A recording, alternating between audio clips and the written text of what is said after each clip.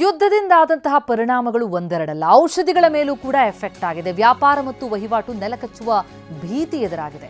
ಮಾತ್ರೆಯ cover ತಯಾರಿಕೆಗೆ ಭಾರಿ ಸಮಸ್ಯೆ. ಬಹಳ ಹೆಚ್ಚಿನ ಮಟ್ಟಿಗೆ ಔಷಧಗಳ ಉತ್ಪಾದನೆಯನ್ನು ಮಾಡುತ್ತೆ ಭಾರತ. ಆದರೆ ಆ ಮಾತ್ರೆಗಳಿಗೆ ಕವರ್ ಹಾಕಬೇಕಲ್ಲ, ಅದರ ತಯಾರಿಕೆಗೆ ಪೆಟ್ರೋಕೆಮಿಕಲ್ಸ್ ಬೇಕು. ಮಾತ್ರೆಗಳ ಫಾಯಿಲ್ಸ್ ತಯಾರಿಕೆಗೆ ಅದು ಅತ್ಯಗತ್ಯ.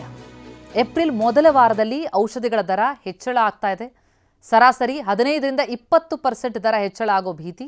ನಮ್ಮ ಪ್ರತಿನಿಧಿ ವಿನಯ್ ಡೀಟೇಲ್ಸ್ ಕೊಟ್ಟಿದ್ದಾರೆ, ಗ್ರೌಂಡ್ ರಿಪೋರ್ಟ್ ನೀಡಿದ್ದಾರೆ, ನೋಡೋ ಬನ್ನಿ.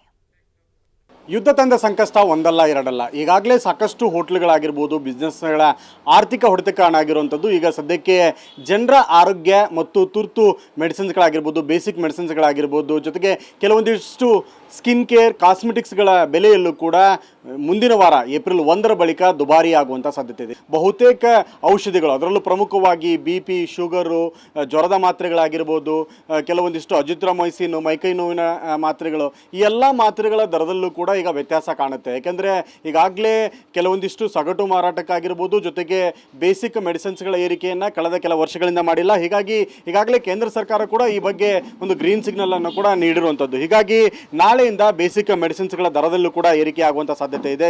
ಕೆಲವೊಂದಿಷ್ಟು ಮಕ್ಕಳ ಪೌಡರ್ ಬಳಸುವಂಥ ಕ್ರೀಮ್ಗಳಾಗಿರ್ಬೋದು, ಎಲ್ಲವೂ ಕೂಡ ದರ ಏರಿಕೆ ಆಗುವಂಥ ಸಾಧ್ಯತೆ ಇದೆ. ಹಾಗಾದರೆ ಯಾವಾಗಿಂದ ಏರಿಕೆ ಆಗುತ್ತೆ, ಆದರೆ ಎಷ್ಟು ಪ್ರತಿಶತದಷ್ಟು ಏರಿಕೆ ಆಗುತ್ತೆ, ಜೊತೆಗೆ ಏನೇನೆಲ್ಲ ಏರಿಕೆ ಆಗ್ಬೋದು?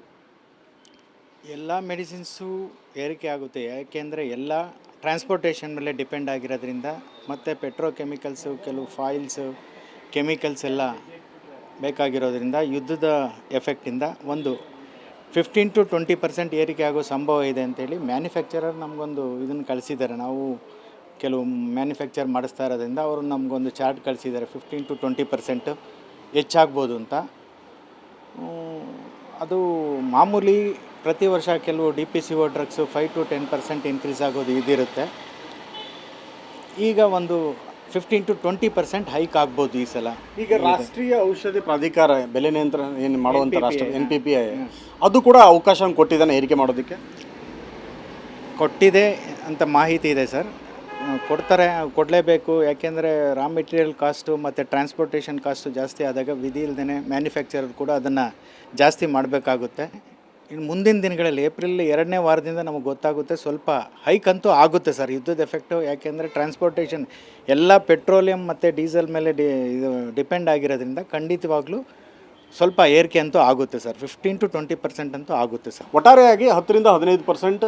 ಹೀಗಾಗಿ ಗ್ರಾಹಕರು ಅಗತ್ಯ ಮೆಡಿಸಿನ್ಸ್ಗಳು ಖರೀದಿ ಮಾಡೋಂಥವ್ರಿಗೆ ಇನ್ಮೇಲೆ 5ರಿಂದ 10 ರೂಪಾಯಿ ಅಷ್ಟು ಹೊರೆ ಆಗುವಂಥ ಸಾಧ್ಯತೆಗಳು ಹೆಚ್ಚಾಗಿ ಕಂಡುಬರ್ತಾ ಇದೆ. ಕ್ಯಾಮ್ರಾಮನ್ ಸಂದೇಶ್ ಜೊತೆ ವಿನಯ್ ಕುಮಾರ್ ಕಾಶ್ಮೀರ್, TV9 ಬೆಂಗಳೂರು.